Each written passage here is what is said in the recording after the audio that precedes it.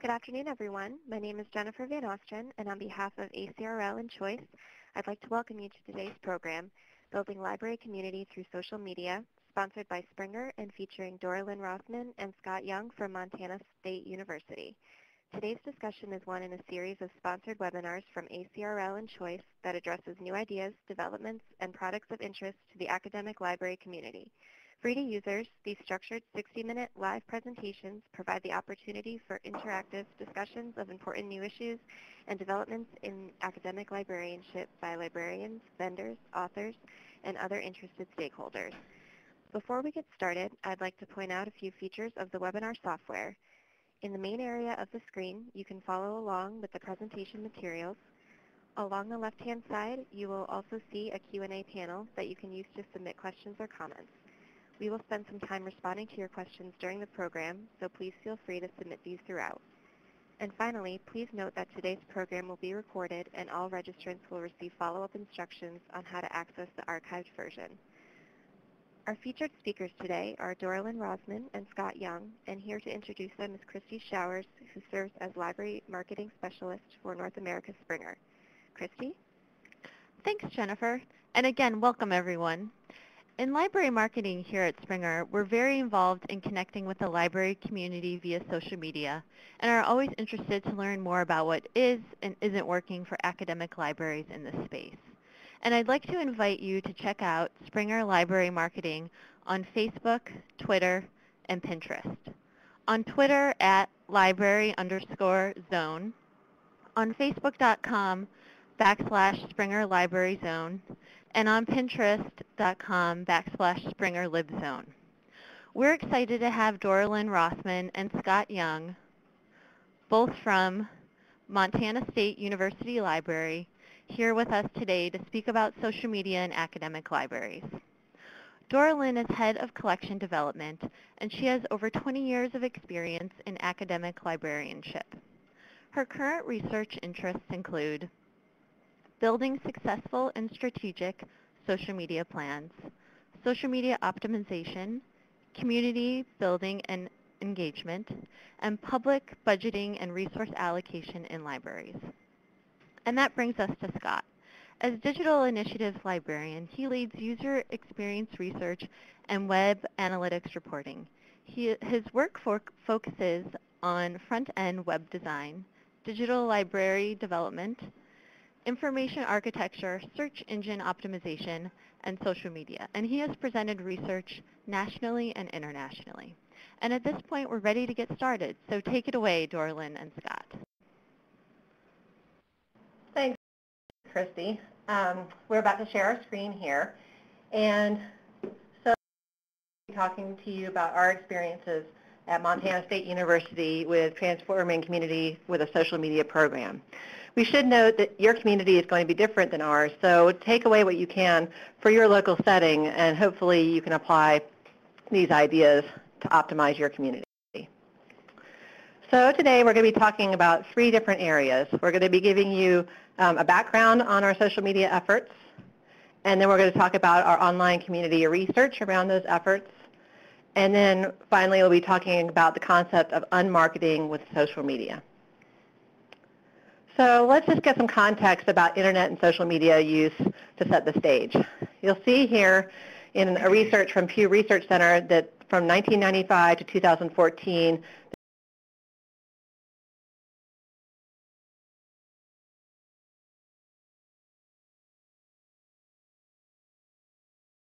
black line there is overall social network use. So the average is 73% for all internet users. And then as you go down in age, you'll notice 90% of 18 to 29-year-olds are using social networking, and then even 46% of 65 and over. So majority of the population for most age groups. You'll also they are using lots of different social media platforms. So we've got Facebook as the highest use with 71%, and you'll notice between 2012, which is the blue, and 2013, the cream, each of those have gained. So you'll see there's high use across those 5 main social media platforms. And people are not using just one site. So there are a few, 36%, that are using one site, But for the majority, they are actually using more than one site. So it's not just pick a site and go with that. You want to be aware that people are on multiple platforms. And people are using social media at different frequencies depending on the platform. So much more daily use in Facebook with 63%. If you go to things like LinkedIn, they're using it less often. So this may inform how frequently you may want to post to your social media efforts. So now Scott's going to talk to you about some social media surveys we did of our user community to get a sense of what they were doing with their social media. All right, thanks, Darlene. Hi, everyone. This is Scott here. So in libraries, we love surveys. We were even surveying you as you got into the room. So thanks for answering our poll questions if you did. So in a similar way, we polled our own local community at Montana State, and we essentially asked our students, our faculty, what their activity and views of social media were. And we did this last fall, and we're doing it again this fall. And so we're starting to build some year-to-year information on our social media community. So in the same way that we can see some snapshots at a national level, we wanted to see some snapshots at a local level.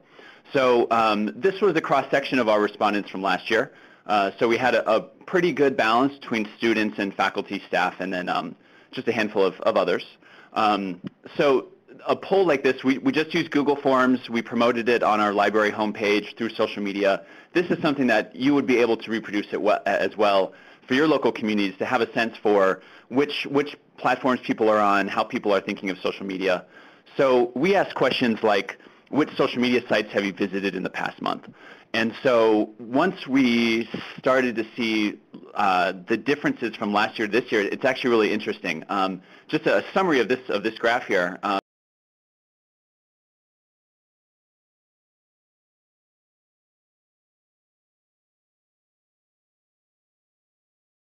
Interesting from this is last year Snapchat wasn't even on our radar at all, and this year 45% of survey respondents so far have indicated that they have visited Snapchat in the past month. But reflecting the national stats, and in fact reflecting the poll we just saw before this this webinar, Facebook is 90%, and that's just about what we would expect.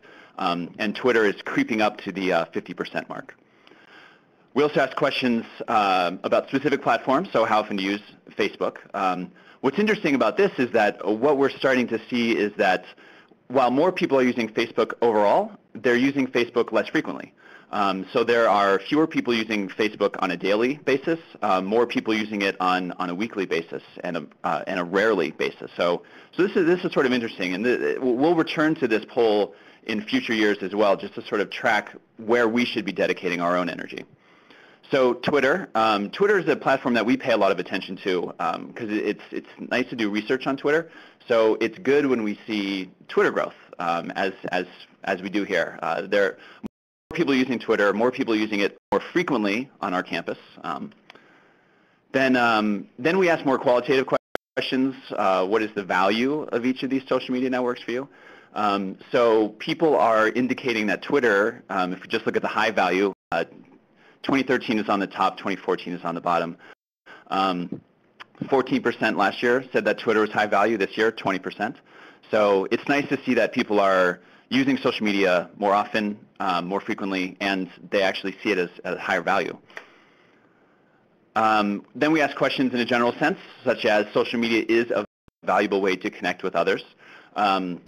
So most people agree or strongly agree. Last year we had a few people mark it strongly disagree, which was interesting. So far this year, no one has said that they strongly disagree that social media is a valuable way to connect with others, and still most people agree or strongly agree. Then we sort of turned our survey towards library social media, and we asked which social media accounts would you like to use to connect with the library. And so looking from 2013 to 2014, we see that more people want to use Facebook, more people want to use Twitter to connect with the library. And in general, more people want to connect with the library on social media. So these are good signs to see in general.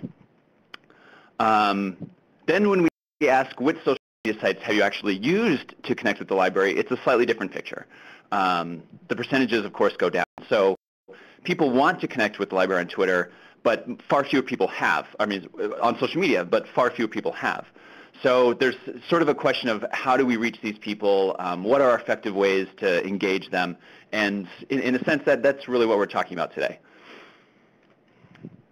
So in thinking about how we come at social media at MSU, this quote really helps conceptualize it. If a social media site can help cultivate a brand that expands beyond books, students may discover that the library is more relevant and approachable than previously perceived, and a valued part of their personal networks. So social media is a way to demonstrate value to a user community on the part of the library. And it's more than checking out books, it's more than cataloging. Although that is a core function, we can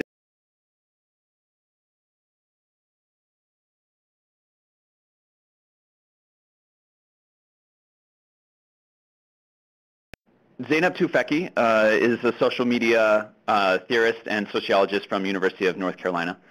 She's really great on Twitter, if you want to check her out. She said this thing last year: anyone who still thinks online is somehow not real is not going to understand much that happens in the 21st century. So we really like this concept, and the way she's phrased it it has a humorous twist to it. But basically, the activity on social media, some people sort of wonder if it's a separate category or if it's its own sort of stream of experience. And the way social media is developed these days is it's really, there's a seamless experience between online and offline. And so there's a lot of energy being devoted to social media and developing community through social media, but that community doesn't exist strictly inside social media. It's like, for example, if you connect with an undergraduate student through Twitter, they could very much be in your library while you're tweeting at them. So there's this seamless experience that is really important for understanding the benefits of devoting resources to social media. So we're not really focusing on where social media community building is happening. It's happening online in a sense, but it's also happening just everywhere where people are. And so we're not really focusing on where, but really more about how. How do we build social media community? How do we understand and evaluate our community building efforts? So this question, how do we do it? Well, our guiding ethos at Montana State is informed heavily by Glaser, who in 2012 sort of fundamentally said, on social media, be interesting and be interested. So we're going to spend the rest of the time basically unpacking these four words that are fundamentally important. So, okay, we started to build some research around our social media activity, and our central question was, how is community formed? So in thinking of this be interesting, be interested, we're going to spend a little time now to look at some of our community research methodology. So we used five different methodologies: action-object mapping, user type data, interaction analysis, and then the classics, focus groups, and survey data. So the first three may be new concepts, so let's just spend a little time looking at them. Oh, before that, so when we looked at our social media,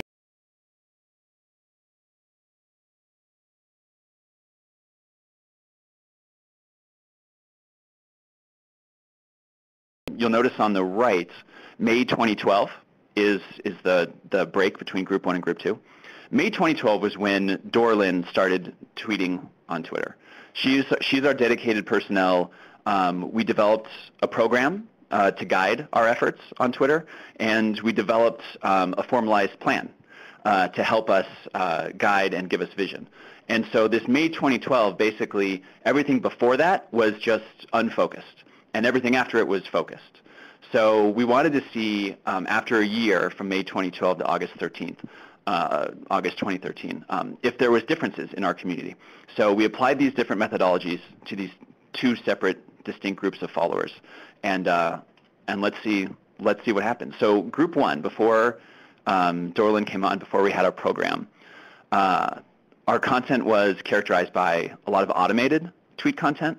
We had a low responsiveness on our part. We didn't have any dedicated personnel to Twitter, and we did not have a program, no plan. Okay, and we used Twitter mostly as a broadcast platform. Now, For some of you, this may seem familiar based on your current usage of Twitter. And this was how we were using it for many years, from 2008 to 2012. Okay, so let's talk about action object mapping for a second. Okay, so action object mapping is a research methodology borrowed from linguistics, where you take an object and then look at if there are any actions associated with that object. So the way we applied this to Twitter, we categorized all of our tweet content into a number of distinct categories, and we called those object categories. So for example, a tweet that was about libraries was in the library category. A tweet that was about student life was in the student life category. And then we looked if there were any interactions associated with those tweets. So as an example, so back in February 2009, we pushed out this auto tweet that announced our workshop. And so the object category here we called workshop. And we didn't have any actions associated with it. And in the Twitter world, an action is a favorite, a retweet, or a reply. So another one here, a few years ago, we had tweeting about a trial database. So the object category was database for this. And the action, no actions on this one. No favorites, no retweets, no replies. Here's an overall snapshot of our object categories from Group 1. So we don't have to look at every slice of the pie, but the important thing for us to see was that 36% of all our tweets in this Group 1 category, or Group 1, was from workshops, followed next by tweets about library space, and then events. So you'll notice that these three categories dominate all our tweet content. It's almost 3/4 of all our tweets were just these three categories, and then a sprinkling throughout. So when we look at what community forms around this kind of tweet content, we saw that here's a snapshot of the users that were following us from that Group 1. We had a lot of businesses following us. And you'll notice that down library, student, and librarian. So in thinking about who we wanted to connect with on Twitter, who our target community was, it's mostly students for us. And students was only about 6% of our users in this Group 1. So they weren't really seeing our Twitter account as valuable for them. They weren't following us. But businesses, for some reason, they thought that we had something to give them. So almost half of our followers were businesses. That, for us, we didn't really see as a valuable community. So it was really interesting to see how our content shaped our community. Then when we look at the interaction rate by tweet category, so we determined interaction rate to be the percentage of tweets that had some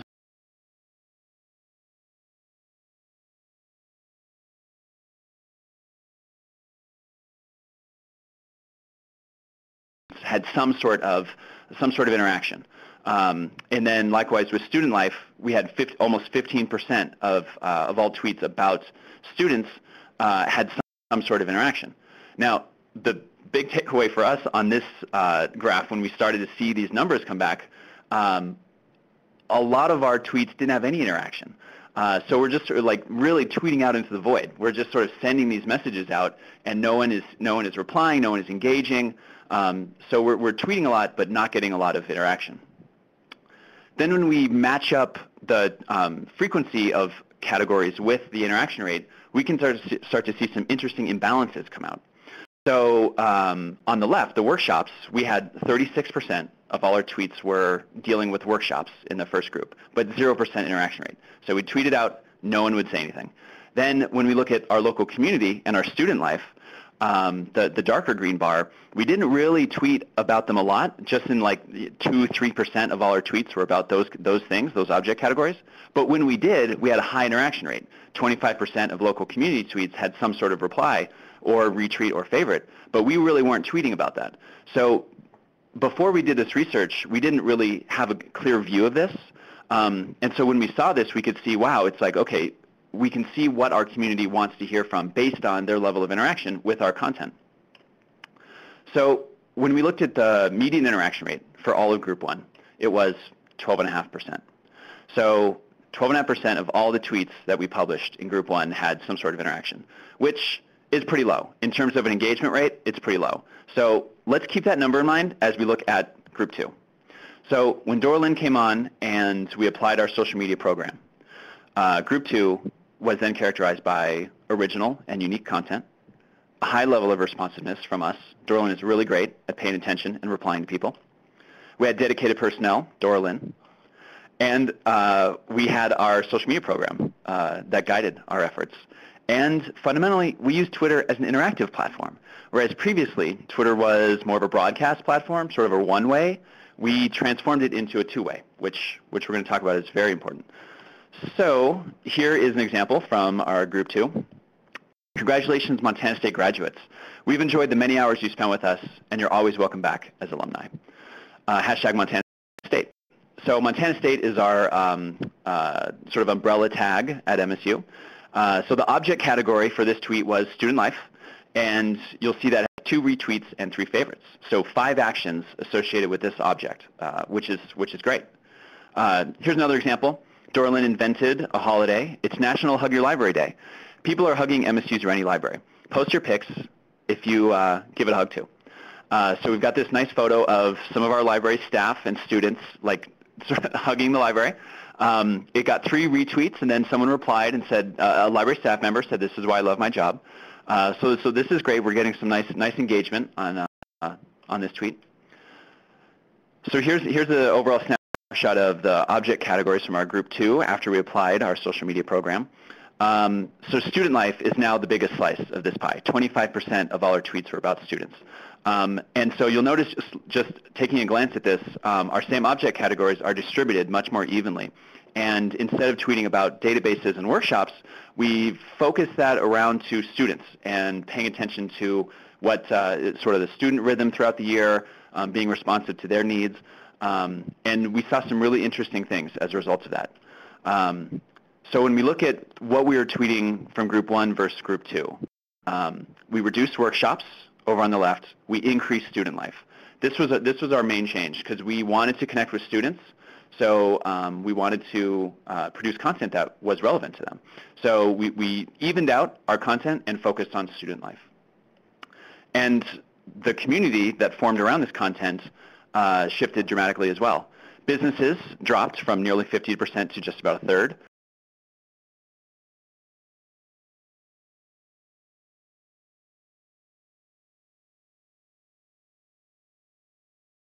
They started following us. They started interacting with us. So we saw some really interesting responses to our content shift and our shift in approach. Then when we look at the interaction rate compared from Group 1 to Group 2, so up across the board, like almost every object category has some level of interaction, and typically pretty high. So we were really excited when we saw this. Local community, student life, librarians, when we tweet about these things, they have above 50% interaction rate. So almost, it's, every other tweet about these have some favorite, retweet, reply. So we saw this as a really good sign of community engagement. When we look at the content frequency versus interaction rate by content, it's pretty well balanced. But we also see some imbalances here that we could also refine further. So in the middle, our highest interaction rate is local community in the light blue bar. We don't tweet about that so much. The dark blue is about 5%, but when we do, we get a lot of interaction. But what we really like to see was that we're starting to respond to our student life tweets on the left. We're tweeting about that more and more, and we're getting a lot of interaction as a result of that. So the overall interaction rate in Group 2, 46.8%. So almost half of every tweet that we publish has some sort of interaction with it. And so that represents an increase from Group 1 to Group 2 of 275%. We went from 12.5% to almost 50%, which we were really happy about. It sort of allowed us to see that we were on the right path, that our program was working. So that was the big thing between Group 1 and Group 2. When we look at the characteristics of Group 1 and Group 2 was our strategic social media program. This was fundamentally the difference for us. So thanks for bearing with me as we walk through the details of that research. I'm going to hand it back off to Doralyn, and she's going to talk about our program. Okay, thanks, Scott. I just wanted to note with those coding things that he mentioned, we basically picked the different categories ourselves, and we worked with a student who manually went through and looked at every Twitter account following us and every tweet and coded those based on mutually agreed upon categories. So a little time intensive, but that's how we went about that. And we're going to be giving you a lot more examples of some tweets, including local community tweets, following up on some questions there. So Scott mentioned a plan several times, and so I'm going to go through our social media plan. First of all, why did we have a plan? Well, we wanted to help realize the mission of the university. Our social media efforts hopefully are in support of what our university is trying to achieve, and in this case, with Twitter, we really focus on student success. So student success means building an engaging community, particularly our undergraduate community. So when we started our efforts a couple of years ago, after our automated Twitter presence, we created a social media guide for all our social media efforts. So first we include, well, I'm just going to go over the 9 categories and then I'll give you more details. So audience focus, the goal of that social media effort, values, the tone and tenor, activity focus, posting frequency, posting categories, the posting personnel, and finally assessment. So I'll walk through each of these.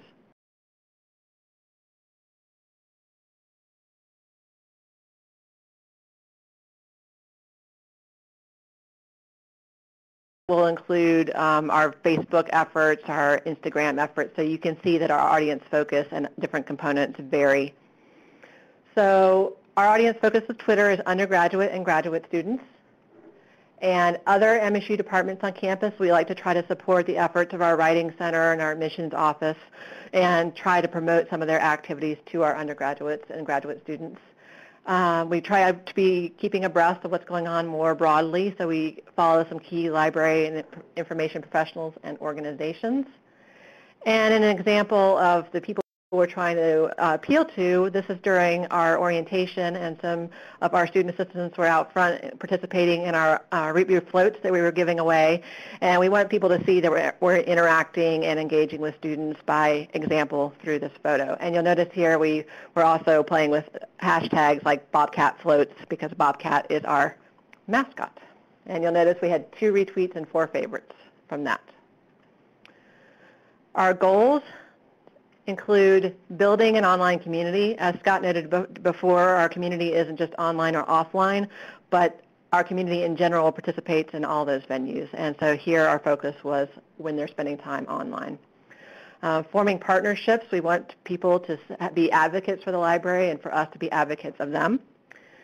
We wanted to engage and connect, so we wanted to get away from this pushing mode that we've been in with Twitter, and to increase awareness of things the library was doing. So hopefully there'll be opportunities for people to be experiencing unexpected once they engaged with us in ways that they had already expected. So here's an example where I pushed a tweet about a resource for the Library of Congress, telling people about education majors about this resource. And you'll see here somebody says, I had no idea, thanks. So she was interacting with the library, and we exposed her to something that she wasn't expecting. Okay, our values. First of all, we want to be available. So that means I'm making a commitment to actually following our Twitter account on a regular basis. Fortunately, I'm somewhat glued to my phone, so that's easy for me. For those of you who may not be glued to your social media, you may want to consider that before making a commitment to how often you might be willing to participate. Care. I think one thing that's really important for us has been to have a human voice behind our social media, that we're not just an entity, but as a library, we care about our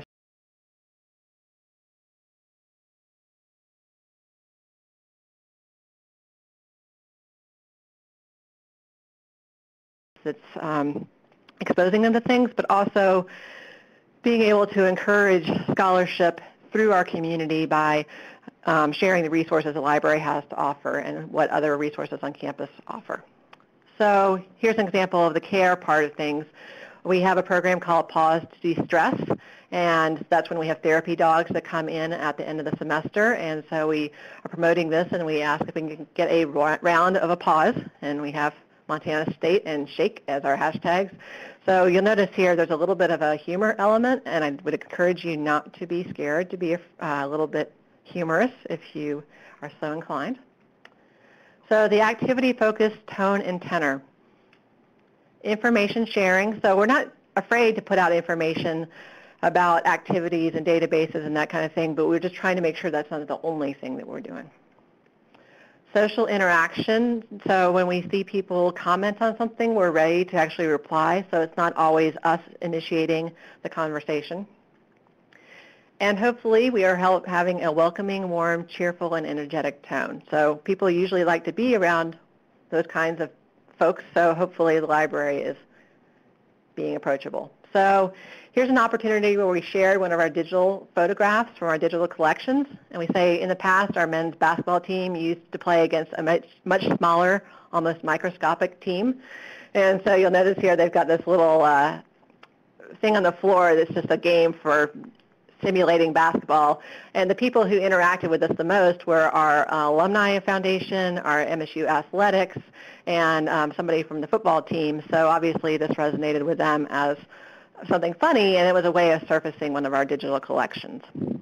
And you'll also notice the photo is surfaced here, which is part of having Twitter cards. And if you want to follow up with me and Scott about what Twitter cards are, you can feel free to do that. So posting frequency with Twitter, we were looking at those numbers we were talking about earlier. People are on Twitter on a daily basis, so we want to make sure that we're being visible on a daily basis, so we post at least once a day. Sometimes we don't on a Saturday or Sunday, it sort of depends, but we try. And then we regularly monitor interactions so that if somebody comments to us or they follow up on a tweet, that we're ready to respond if needed. And we've gotten completely away from automatic posting, so we don't push from an RSS feed. We choose to post, and then we interact with our users.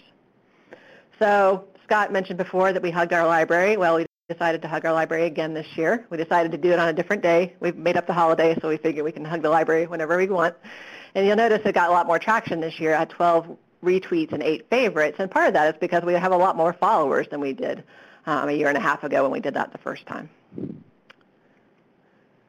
And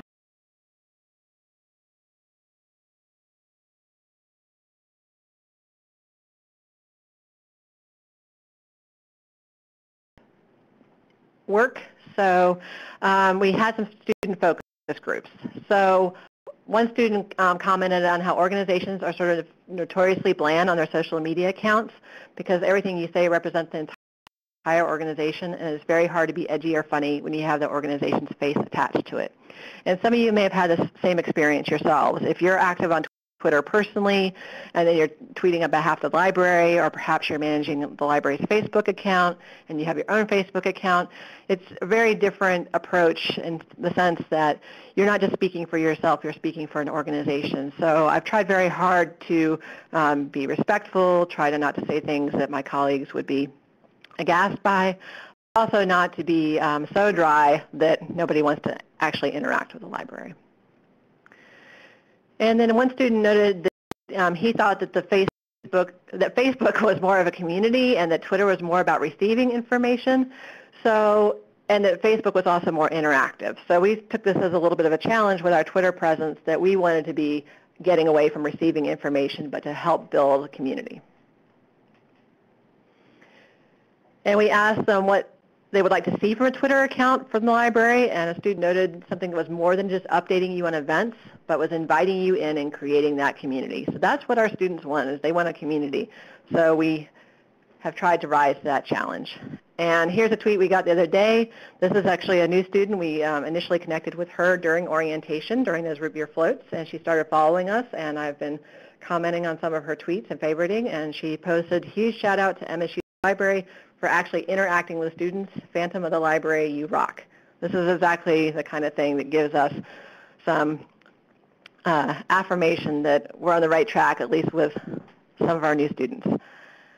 So another student notes, "I never expected to establish personal connections with people on Tumblr, but I ended up doing that. It was pretty cool." So we recognize that sometimes students may interact with us on our social media efforts, and that we have the opportunity to surprise them. So that previous tweet that I shared, that student was obviously pretty surprised to see an entity at MSU interacting with her, and she liked it.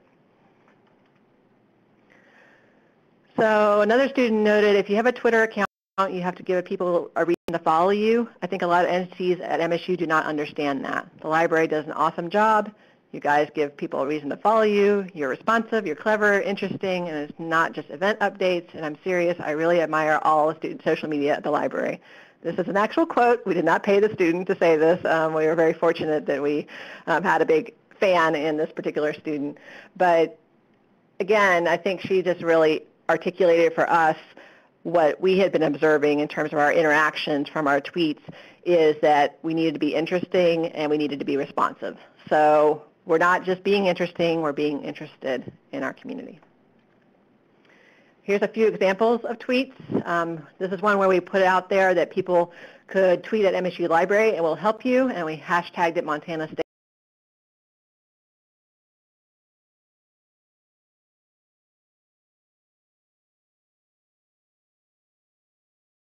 Shot in his hashtags. So we wrote him back, we suggested a disease, we pointed him to a peer-reviewed article, and then we told him what database we found it in. So this is an opportunity to promote a database at the point of need rather than just pointing out the database blindly without any context for a particular student's work. And then he writes back, MSU Library, never been prouder of my university than when I got that tweet, go Cats. So not only has he been satisfied as a member of our community, but he's associated this with a broader experience at being at Montana State. And he's even gotten into it by saying go Cat, so he's got a little school spirit in there. And here's one where I was actually paying attention. So he mentioned us, how he donated $1 to a stressed student to be able to print. Did my deed for the day.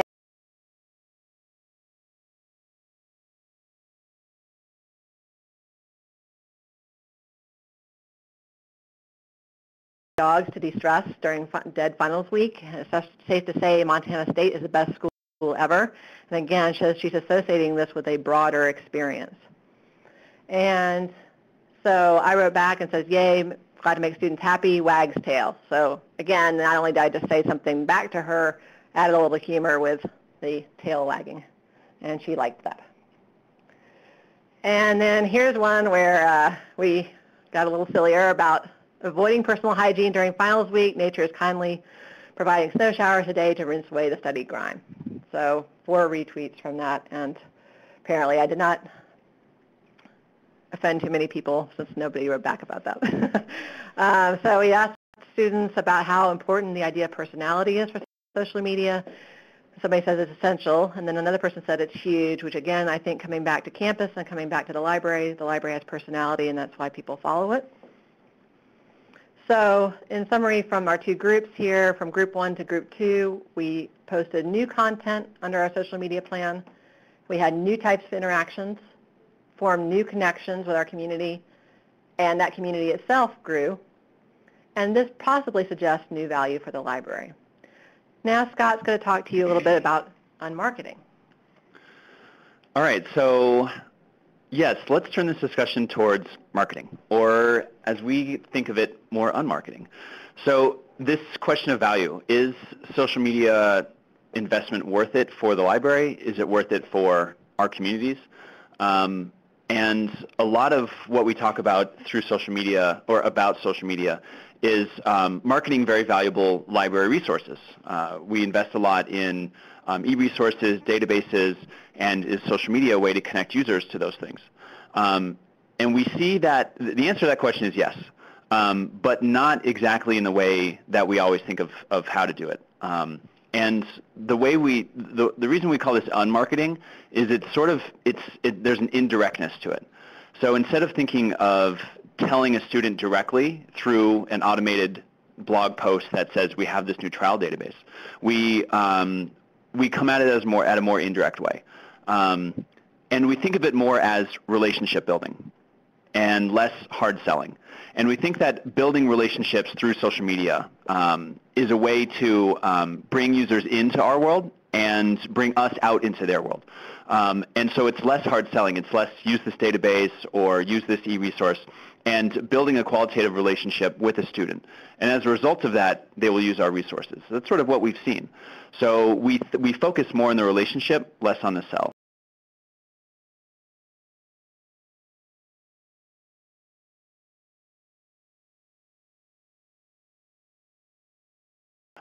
We've evaluated our activity, our interactions, but all that really boils down to is, first of all, identifying who our community is. And this could vary based on your own local situation. So at MSU, we decided to focus on undergraduate students and shape our content and our tone for that audience. If you're a special library or a public library, you could have faculty target communities. You could have your local neighborhood. Whatever the case may be, make a decision beforehand who you want to talk to, who you want to talk with, and listen to that community. You can listen to them through social media. You can listen to them through any way you want to, but figure out who your community is and then listen to them. And from that listening, learn about them. Learn what they're interested in, learn what their values are. And what's really great about social media and libraries is these are things that we already do. We oftentimes have a community already built around our resources, our services, our values, and we already do a great job of listening and learning from them. And so it's applying that through social media channels. And through those social media channels, delivering value. And that's where there's this sort of newness with social media. It's a new way to deliver value to communities.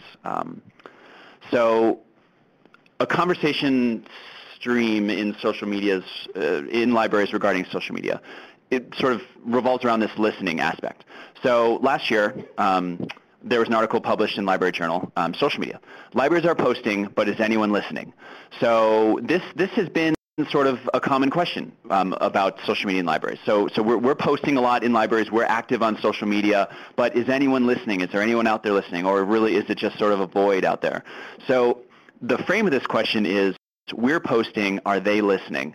And what we've seen is the more valuable way to come at that question is to just reverse it. Social media is less for talking and more for listening. So we have this nice graphic here of all the social media icons going to this person's ear. But the caption, libraries have two ways to communicate with customers or patrons, users, talking or listening. So we've sort of configured our social media to be less about talking, less about posting and just hoping people listen to us, and we've centered listening, and we've made that our focus. And it's less about, for us, it's less about talking at our community and at our audience, but talking with them, listening to them, figuring out what they want to hear, and then is that really what we want to say? And if we're doing our job is informing our community, those two things are the same. So what we like to think about in terms of unmarketing with social media is that social media is not for our community to listen to us and to our direct promotions and our direct marketing, but more for us to listen to them. So in the end, I think what we can all focus around, we have our social media program, we have our idea about what we want to do. Listen to your community, connect with a point of need value. Through that interaction, there will be a connection that will lead to community. The connection will be around shared interests, shared values, shared goals, and really those are the foundational aspects of community. And all that is achieved, can be achieved through social media. Hopefully everyone here is doing a great job already at building community through traditional channels. Social media is a way to expand and enhance that traditional community building. Through that effort, your community will see your value, relate to your personality on Twitter, hopefully, or social media, and as a result of that, use your resources and services. So it's less telling them directly, hey, use our resources and services, but more building a relationship with those people, and as a result of that, your community will be welcomed into your world, and they will be welcomed into, you will be welcomed into their personal network.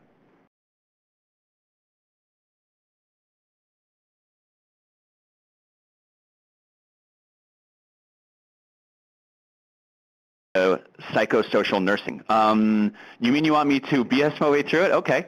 So we did a great job of paying attention to this student, and Dorlin responded with a suggestion for the PsycInfo database. And so this was a great point of need delivery on Dorlin's part. Excellent. Then another one, how are you spending your work afternoon? Hashtag Linda, hashtag QuickBooks. So Dorlin jumped right on that and said, hey, thanks for using Linda. That's our resource. If you want any help, let us know. And then the student favorited our reply. So what's really nice is we're connecting here over this shared resource, but underpinning that is the desire to learn, the desire to do well in school. We're there with these students along the way, and there's a feeling of connection and community as a result of that. Okay, so I think this is our last one. So the student says, searches for a spot with an outlet, finds one in the farthest corner of Siberia, where I have to share with a hobo spider. So this may be an issue at your library as well, the search for outlets. So we responded and said, doesn't help you at the moment, but we're adding more outlets soon. First stop, third floor, Fountain area. And we're renovating our spaces to introduce new outlets. And the student at the bottom said, yay, can't wait. So the student understands that we are listening to them, we care about them, we're available to them, and as a result, the student says, yay, I can't wait to use the library more in the future. So this is a really great example of connecting with students and building community. So let's just wrap up by saying, it's helpful to think of social media as more than a marketing tool. That is one aspect of it, but at its core, social media is a community building tool. So we hope that we've shown a way that you can help form a plan at your own library. We have a link here at the bottom of this slide, and we'll be sending out a follow-up email. This is a link to our social media program and our social media guide that you can borrow from. You can use it as a template, adapt it for your own local needs. But we've found success here at MSU, and we hope you can find success at your library. So I think we're ready for questions. Thank you. Dorlin and Scott, thanks for that great presentation. Really interesting to hear all the good stuff you're doing at Montana State. I know I learned a lot, and we have just under 15 minutes for some questions. I know a lot of questions have been popping up while you guys have been talking, so we'll try to get to as many questions as possible now in the time that we have. So let's get started. Did you market the survey exclusively via social media, or did you solicit in-person responses as well? We posted the survey on our library homepage. We have a slideshow. We did post on our various social media channels, but we also emailed around, and we asked a few other campus entities to help send it out to their email lists and on their social media as well. And we're seeing good responses from that, actually. So I think, in general, coordinating and collaborating with other entities, other branch libraries or other campus entities can be really helpful in general. And the social media survey was a way that demonstrates that. Great. And just to know, we are in the middle of the second survey. So the first survey we did, we ran the whole fall semester, and we're in the middle of running it again this fall semester. So we've already had more responses than we did this time last year, but it's basically 2 fall semesters that we're testing. And do you use a monitoring platform for Twitter, like Hootsuite or Sprout Social or anything like that? Yeah, we actually did some testing with different platforms. So we tried things like Managed Flitter, Social Bro, Community, Hootsuite. And the one I use the most is Community. So it's the word community, but it's commune.it is the name of the site. And I use that. I felt it's helpful to me because it tells me who's not following me back, who's recently unfollowed, who's a highly engaged user with us, who's highly influential. But I do find that all of those platforms, when they suggest people you might want to unfollow or follow, are sort of assuming you're a business, and we're not a business. So if they're suggesting I unfollow a student who only has 12 followers, well, if that student's active on Twitter, I want to know what that student's saying, even if they don't have a lot of friends. So I sort of take it with a grain of salt, but Community is the one that I've used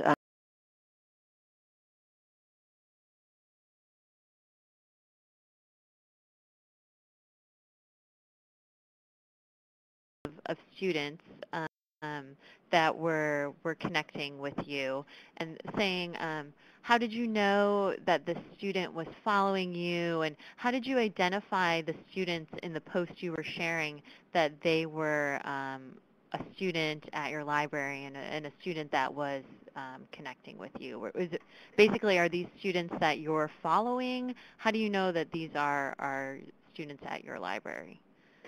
So frequently in their biographical information, they'll mention something like, Bobcat fan, MSU student, avid hiker, it's that kind of description.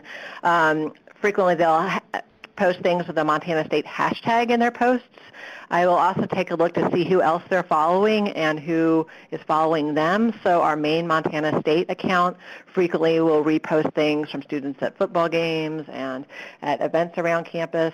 I will also look to see if somebody has other people who are following them.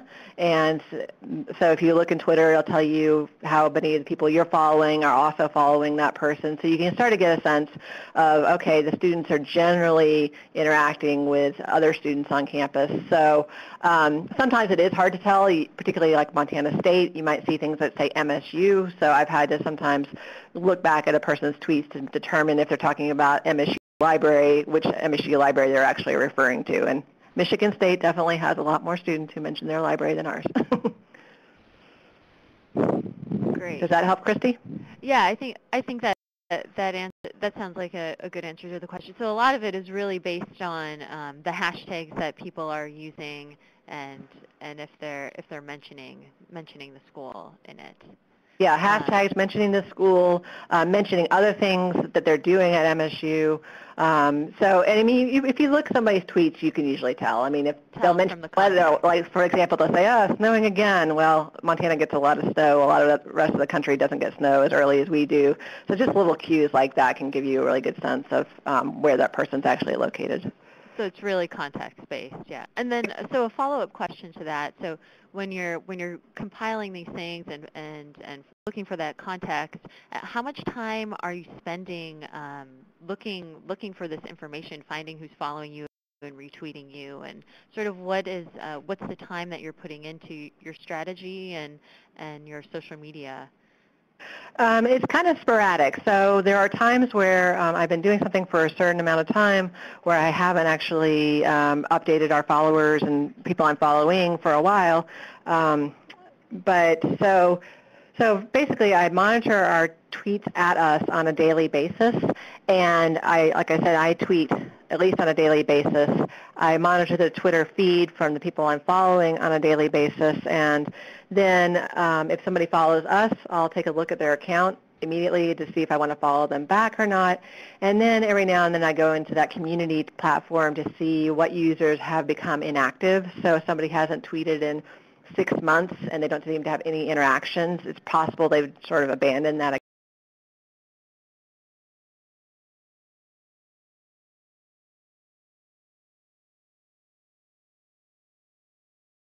Who are following us, and that's just based on general feedback from Twitter, is that users, generally speaking from research, are more likely to follow an account that has more people following them than us following. I should also note that there's a point where there are too many people for me to follow, so if I have too many people I'm following all at once, it gets to be a lot of noise. You can create lists within Twitter, so you could filter those out by student group or university group or alumni or whatever group you wanted to have. But I think at the heart of the question is, how much time am I spending on this? And I'd say probably on a daily basis. If you accumulated all my times I happened to glance through Twitter, maybe half an hour a day. I'd say that's probably a good guess. Sometimes I just do it more than others. It depends on my workflow. You could divvy that up so you had multiple people in your institution who are monitoring the Twitter feed. You would just want to make sure that you've actually on the same page about how you're going to approach things.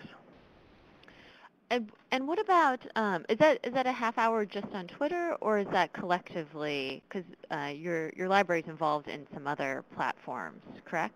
Right. So we have a social media group where there are 4 of us, so one from our administrative office. She's our program coordinator and outreach coordinator, one person from our learning and research services department, one person from our library informatics and computing, which is Scott, and then I'm in collection development. So the 4 of us meet on a regular basis every week. We meet for an hour, and we've gotten past the point of speculating of how to do social media, but what do we want to try next? What's working well, what's not working well. So Angela and Marianne, who are in that group, they share Facebook, and so they take turns posting in various ways. Scott's in charge of our Instagram efforts, and then he also does a lot of our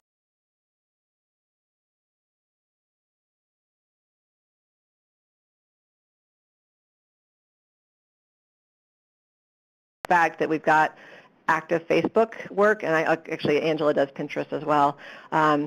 We play off each other a lot. So I see something she might post over on Facebook, and then I might take a modified version of that and post it over on Twitter and vice versa. And that's particularly true with photos. If there's an event going on, we find that posting photos really resonates with our community. So for a library, I know that you're focused on Twitter, but maybe you can speak to this generally. For a library that is maybe new to social media or has no social media, what would you recommend starting out with? I would say, based on the numbers we were seeing before, I'd say Facebook, just because of the sheer number of people who are on there. One of the things that's really challenging is understanding how Facebook actually surfaces its information. So if you look in the latest version of College and Research Libraries News, the very latest edition, Scott and I and Angela and Marianne have an article in there talking about our experience with Facebook advertising and promoted posts. And we found in general with Facebook that the best way to surface your content is to have your user community interacting with your information. So that Hug the Library photo that we posted on Facebook, a typical post that we put out there may only surface on several dozen people's screens, but if people start liking it, that one got something like 1,500 exposures. So I'd say Facebook is a good place to start, but you just need to realize it's not the same as being a person on Facebook. It doesn't automatically populate that on somebody else's feed. And then I would say Twitter after that. But if you are actually not as well staffed, maybe you want to do Pinterest because people don't use that as often. So you're really going to need to look at your local situation and how much something is used in order to make a full determination.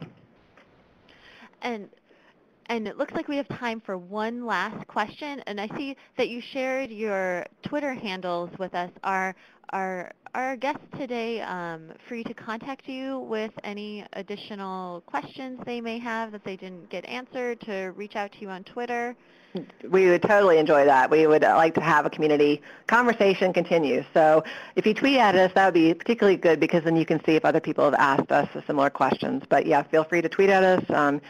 We've got a link to our social media there. So, and you can also feel free to email me. Mine is just dorlin@montana.edu. Great. And thank you, everyone, for all of those great questions. I apologize for the ones that we didn't get